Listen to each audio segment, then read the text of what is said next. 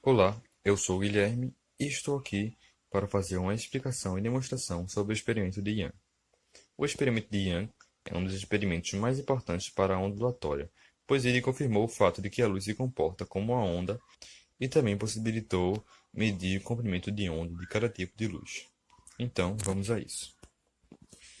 Esse experimento consiste em colocar uma fonte de luz que, ao emitir feixes de luz que passam por uma abertura, ocorre a difração, formando essas ondas aqui. Após isso, essas ondas coincidem novamente em duas novas aberturas, que ocorre novamente a difração, formando duas fontes de luz, F1 e F2.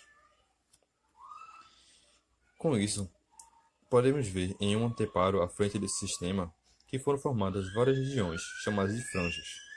Algumas regiões estão iluminadas, representadas pela letra C, e outras estão escuras, representadas pela letra E. Esse fenômeno ocorre pela interferência entre as duas ondas de luz das duas fontes de luz. E pode-se determinar se uma franja será escura ou será clara observando a diferença entre a distância percorrida dos dois feixes que coincidem em um ponto da franja. Se essa diferença em meia onda for um número ímpar, então a franja será escura. Caso contrário, a franja será clara. Esses feixes podem ser representados aqui. Ó. Temos dois feixes de luz coincidindo em um ponto. E bom, com isso, esse experimento já comprovou que a luz se comporta como uma onda, pois apenas ondas sofrem difração e interferência. Agora, indo para a parte matemática do experimento, que foi a responsável por descobrir o comprimento das ondas de luz, primeiro vamos definir algumas medidas. A distância entre as duas aberturas chamaremos de A, e o ponto central do objeto que separa as duas aberturas chamaremos de X. A distância entre a franja C, que é a franja central, e a franja P chamaremos de M. E por último, a distância entre a parte das aberturas e a parte do anteparo chamaremos de L. Agora, temos nesse desenho algumas retas traçadas. São elas duas retas entre o ponto P e o ponto F1 e o ponto P e o ponto F2, duas retas entre o ponto P e o ponto X e o ponto P e o ponto F2, uma reta que passa perpendicular no meio do ponto C, que é a interseção entre essa reta e essa, a partir do ponto F1.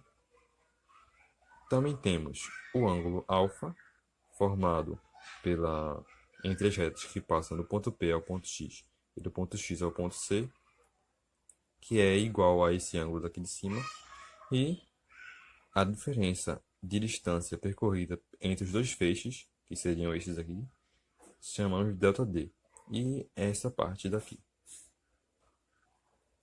Bom, por alfa ser um ângulo muito pequeno, temos que o seno dele é igual à sua tangente. E ao observar nessa figura, nós vemos que o seno de alfa, que é igual ao cateto oposto sobre a hipotenusa, é igual a ΔD sobre A.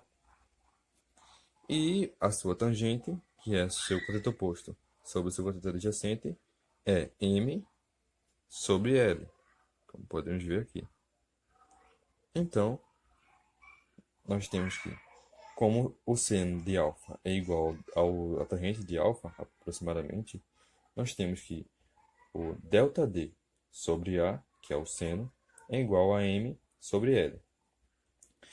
Passando o A multiplicando no outro lado, fica que ΔD é igual a M vezes A sobre L. Porém, em ondulatória, nós vimos que essa diferença de distância é igual a N vezes lambda sobre 2. Então, substituindo isso na fórmula, temos que N vezes lambda, faltou um vezes aqui, n vezes lambda sobre 2 é igual a m vezes a sobre L. Portanto, lambda é igual a 2m vezes a sobre n vezes L.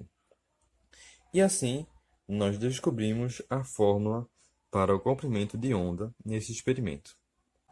E com isso, nós vimos que a luz se comporta como uma onda, como nós vimos aqui, e também como calcular o seu comprimento. E assim, eu encerro a minha explicação sobre o experimento de Young. Espero que tenham gostado e até a próxima. Tchau!